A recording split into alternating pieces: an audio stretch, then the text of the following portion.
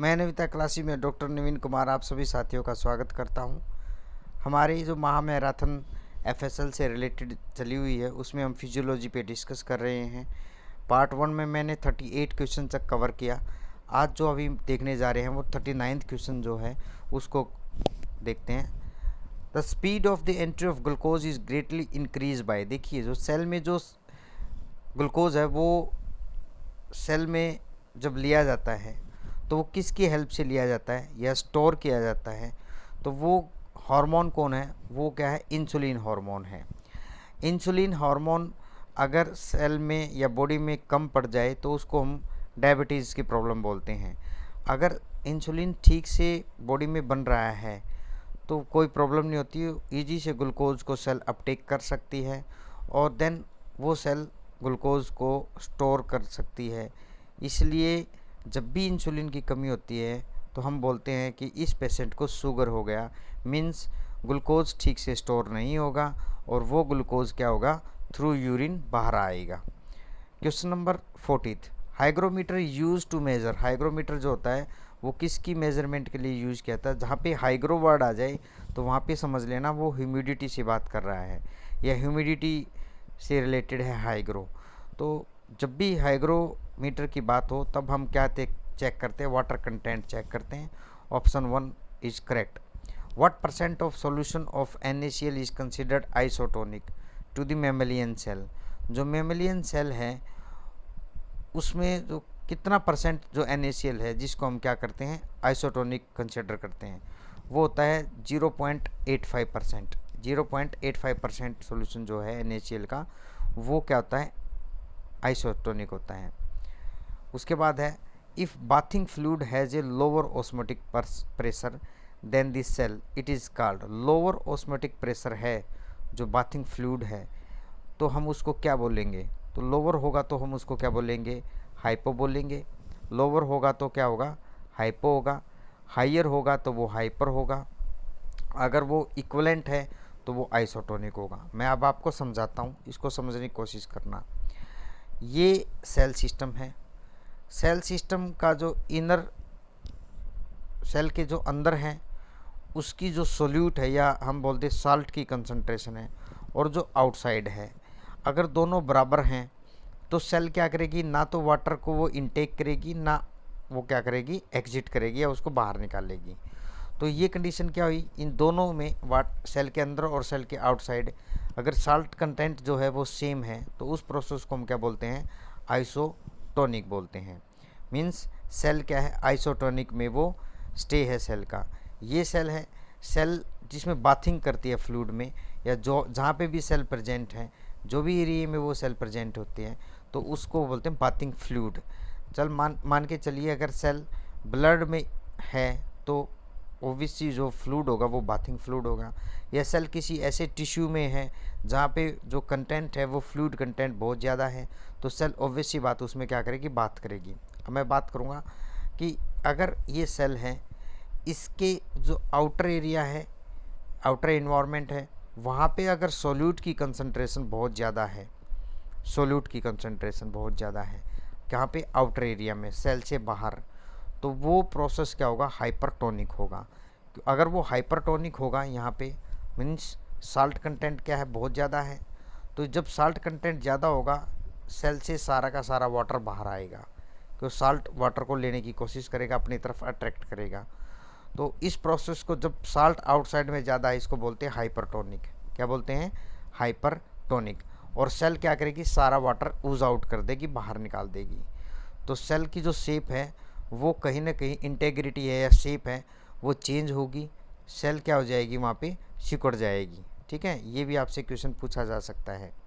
उसके बाद एक सेल है, यहाँ ये सेल का जो इनर इन्वायरमेंट और आउटर इन्वायरमेंट है, अगर आउटर इन्वायरमेंट में जो जिसमें ये बाथिंग करती है सेल, तो वहाँ पे जो साल्ट है या सोल्यूट है वो लोअर कंसंट्रेशन हो। लोअर का मतलब साल्ट कम है, वाटर बहुत ज़्यादा है, साल्ट कम है और लिक्विड बहुत ज़्यादा है। तो इस केस में क्या करेगी सेल, ऑब्वियस सी बात है जब साल्ट कम है इसका मतलब क्या हुआ है, सेल में जो साल्ट है वो बहुत ज़्यादा होगा।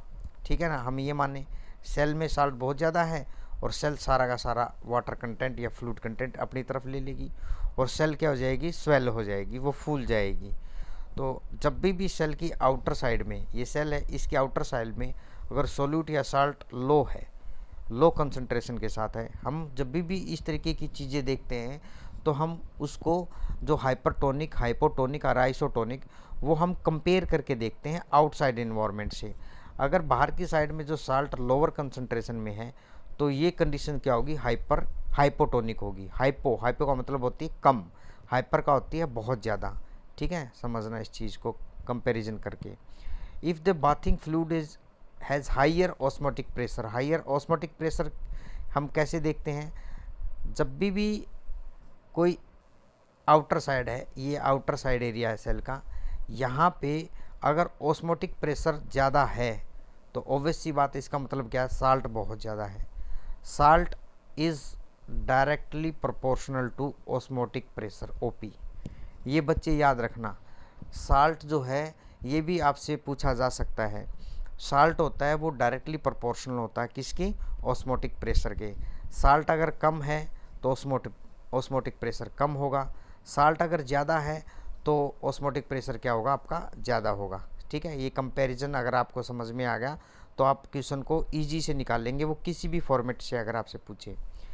इफ़ यहाँ पे पूछ रखा है, if bathing fluid has higher osmotic pressure, higher होगा, ऑब्वियसली बात, हायर ऑस्मोटिक प्रेशर है। हम हमेशा कंपैरिजन में देखते हैं सेल के आउटर इन्वायरमेंट को, हायर है तो ऑस्मोटिक प्रेशर भी क्या होगा आपका, वो भी आपका हाई होगा।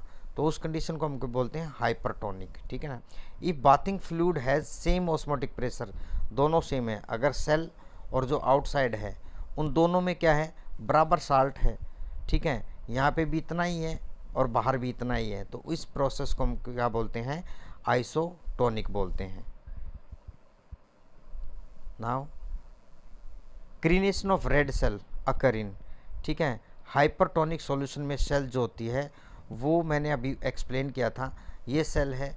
हाइपरटोनिक सॉल्यूशन का मतलब बहुत ज़्यादा आउटर इन्वायरमेंट में साल्ट है, तो सारा का सारा साल्ट क्या करेगा, सेल से वाटर अपनी तरफ अट्रैक्ट कर लेगा, सेल ऊज आउट कर देगी वाटर को, और सेल की जो शेप है या साइज़ है वो क्या हो जाएगा, सिकुड़ जाएगा, ऐसे हो जाएगा।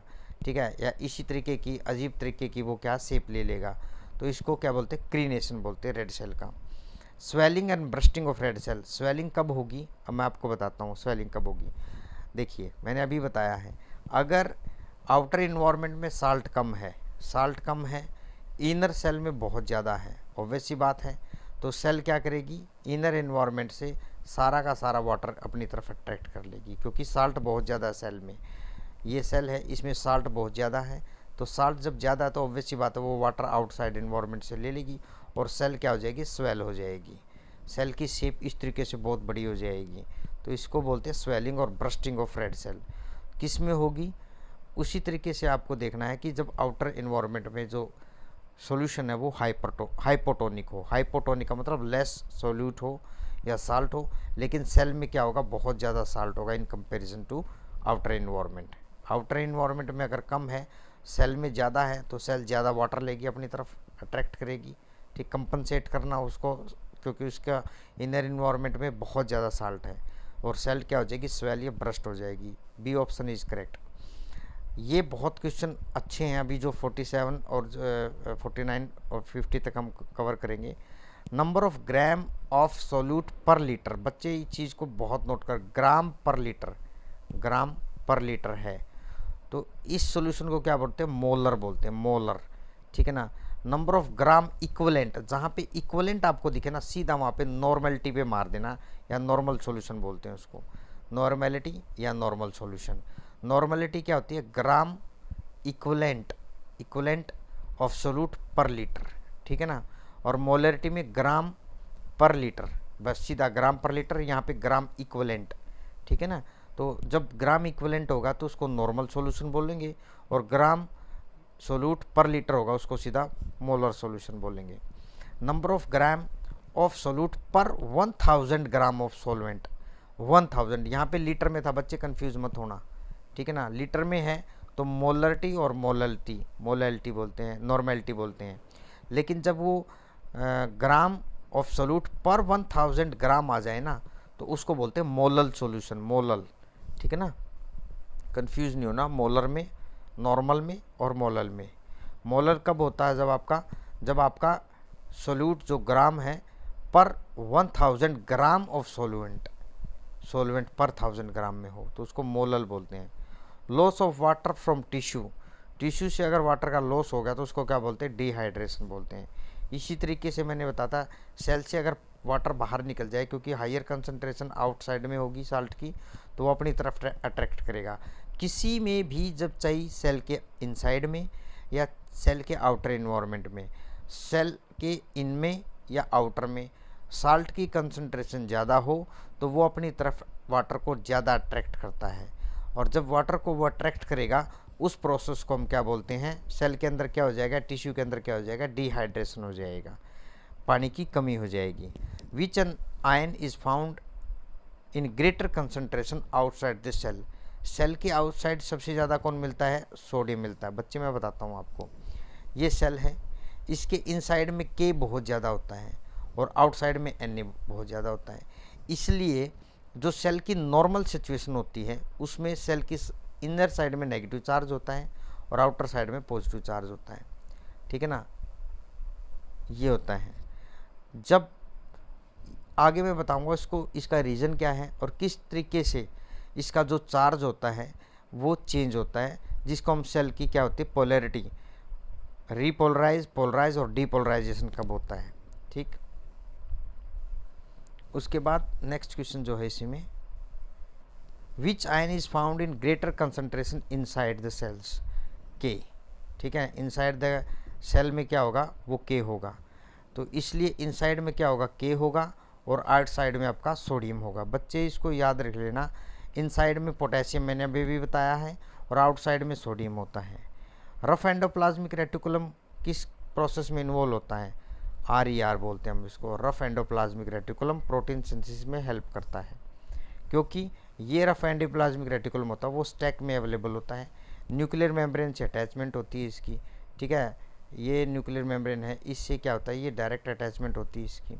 तो ये भी क्वेश्चन पूछा जा सकता है कि न्यूक्लियर मेम्ब्रेन से जो इसकी अटैचमेंट होती है आपकी एंडोप्लाज्मिक रेटिकुलम की, वो किसकी होती है, रफ की होती है, और रफ एंडोप्लाज्मिक रेटिकुलम के ऊपर क्या होते हैं, राइबोसोम्स होते हैं, राइबोसोम, और इसलिए इसको क्या बोला जाता है, रफ बोला जाता है। स्मूथ एंडोप्लाज्मिक रेटिकुलम के ऊपर इस तरह के राइबोसोम्स नहीं होते, इसलिए उसको स्मूथ एंडोप्लाज्मिक रेटिकुलम बोला जाता है। तो रफ एंडोप्लाज्मिक रेटिकुलम जो है किस प्रोसेस में इन्वॉल्व करता है, प्रोटीन सिंथेसिस में इन्वॉल्व करता है। अब देखिए 54 क्वेश्चन आ गया है यहाँ पे। स्मूथ एंडोप्लाज्मिक रेटिकुलम किस में इन्वॉल्व होता है, लिपिड में भी इन्वॉल्व होता है सिंथेसिस में, स्टेरॉयड में भी, ठीक है, और ग्लाइकोजन में भी, तो इसलिए D option is correct, D option is correct. तो आपसे ये भी क्वेश्चन पूछा जा सकता है कि जो स्मूथ एंडोप्लाज्मिक रेटिकुलम है वो किन किन प्रोसेस में इन्वॉल्व होता है, लिपिड में, ग्लाइकोजन में और स्टेरॉयड में। अब एक small spherical organelle attach to rough, अभी अभी मैंने बताया एंडोप्लाज्मिक रेटिकुलम से कौन अटैचमेंट रखते हैं, राइबोसोम अटैचमेंट रखते हैं, ठीक है। उसके बाद ribosomes helps to synthesize, ribosome किस में हेल्प करते हैं, प्रोटीन सिंथेसिस में। Enzyme involve in Kreb cycle is are localized in, Kreb cycle के जो एंजाइम होते हैं कहाँ पे प्रेजेंट होते हैं, माइटोकॉन्ड्रिया में। इलेक्ट्रॉन ट्रांसपोर्ट जो चेन होती है वो भी माइटोकॉन्ड्रिया में होती है। Beta oxidation of fatty acid कहाँ होती है, माइटोकॉन्ड्रिया में होती है। एटीपी सिंथेसिस कहाँ होती है, माइटोकॉन्ड्रिया में होती है। बच्चे एक ही जगह में बहुत सारे आपको क्वेश्चन बता रहा हूँ, जो भी लेबोरेटरी जो लेबोरेटरी का अटेंडेंट या असिस्टेंट का या डार्क रूम अटेंडेंट का एग्ज़ाम की जो प्रिपरेशन कर रहा है वो बच्चे ध्यान से सुने। क्रेब साइकिल कहाँ होता है, माइटोकॉन्ड्रिया में। ईटीसी इलेक्ट्रॉन ट्रांसपोर्ट चेन कहाँ होती है, माइटोकॉन्ड्रिया में। एटीपी सिंथेसिस कहाँ होता है, माइटोकॉन्ड्रिया में। Beta oxidation of fatty acid कहाँ होता है, माइटोकॉन्ड्रिया में। तो सारी की सारी चीज़ें जो होती हैं वो माइटोकॉन्ड्रिया में ही होती है, जो मैंने अभी बताया। आपसे एक चीज़ और पूछी जा सकती है कि जो यूरिया सिंथेसिस होता है, यूरिया बनता है, या हम देखें कि जो यूरिया की फॉर्मेशन होती है उसमें कौन सा ऑर्गेनली इन्वॉल्व होता है, वो भी माइटोकॉन्ड्रिया इन्वॉल्व होता है, ठीक है। यूरिया बनता कहाँ पे है, ठीक है, वो लीवर में बनता है, लेकिन लीवर की जो सेल की जो माइटोकॉन्ड्रिया है वो इसमें क्या करती हैं, पार्टिसिपेट करती हैं। इसलिए मैंने यहाँ पे बहुत सारी चीज़ें ऐसी बता दी जो आप माइटोकॉन्ड्रिया से रिलेटेड अगर आपका क्वेश्चन आ गया तो आप उसको ईजी से निकाल लेंगे। अगर मैं बात करूँ सेल का पावर हाउस किसको बोलते हैं, वो माइटोकॉन्ड्रिया को बोलते हैं।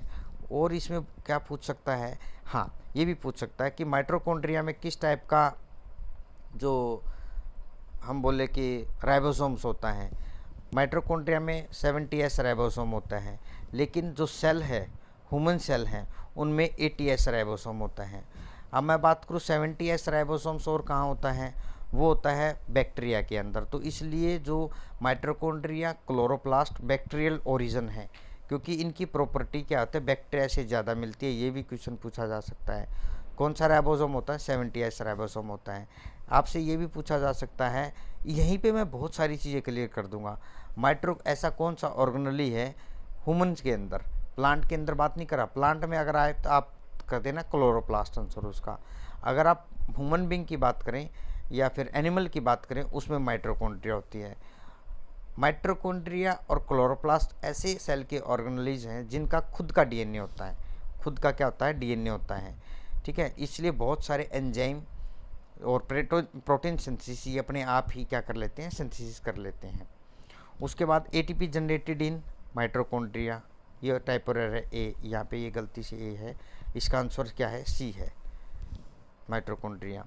Mammalian cell that are known not to contain the lysosomes, ऐसी कौन सी जो मैमेलियन सेल हैं जिनमें लाइसोसोम्स नहीं होता, वो आरबीसीज हैं। अब आपसे ये भी पूछा जा सकता है कि कौन कौन सी मैमेलियन सेल है जिनमें लाइसोसोम होता है। प्लेटलेट में भी लाइसोसोम होता है और डब्ल्यूबीसी में भी लाइसोसोम होता है। Next question 60, lysosomes enzyme can degraded, जो लाइसोसोम्स एंजाइम होते हैं, लाइसोसोम्स में जो प्रेजेंट होते हैं, वो किस किस को डिग्रेड कर सकते हैं, वो न्यूक्लिक एसिड को भी डिग्रेड कर सकते हैं। क्या होते हैं वो, न्यूक्लियस एंजाइम होते हैं। डीएनए को ब्रेक डाउन करने वाले डीएनएज, आरएनए को ब्रेक डाउन करने वाले आरएनएज, ठीक है। बच्चे याद कर लेना इन चीज़ों को। कार्बोहाइड्रेट को ब्रेक डाउन करने के लिए भी एंजाइम होते हैं लाइसोसोम में। प्रोटीन को भी ब्रेक डाउन करने के लिए एंजाइम होते हैं। अब प्रोटीन को ब्रेक डाउन करने के लिए प्रोटीएज बोलते हैं, प्रोटीएज। एज जहाँ पे लगेगा वो क्या है, आपका एंजाइम है, एज, ठीक है। उसके बाद इसका आंसर डी है, आंसर 60 का क्या, डी है। लाइसोसोम्स आर अबंडेंट इन, किसमें प्रचुर मात्रा में पाए जाते हैं लाइसोसोम्स, डब्ल्यूबीसीज में पाए जाते हैं, क्योंकि फैगोसिटिक एक्टिविटी होती है डब्ल्यूबीसीज की। आज की इस जो हमारा क्लास है, इसमें हमने 61 तक कवर किया। Stay tune with the Navita classes for the next video. अगर आप चैनल पे नए हैं, चैनल को लाइक शेयर सब्सक्राइब ज़रूर करें। और हम बहुत ही जल्दी फिजियोलॉजी और जो साथ ही साथ हमने बायोमोलिक्यूल्स पे या कंप्लीट बायोकेमिस्ट्री की जो हम मैराथन हमने चलाई है, महामैराथन, हम जल्दी उस सिलेबस को कवर करेंगे। इसी तरीके से हम सारे सिलेबस को कवर कर लेंगे और जैसे ही क्वेश्चन आते हैं हम इसमें जितने भी कंसेप्ट हैं उनको डिस्कस करने का काम करते हैं, ताकि बच्चे कहीं से भी क्वेश्चन आपकी फ्रेमिंग होती है तो आप क्वेश्चन को ईजी से निकाल लेंगे। वीडियो के अंत तक बने रहने के लिए आप सभी साथियों का धन्यवाद। Thank you all.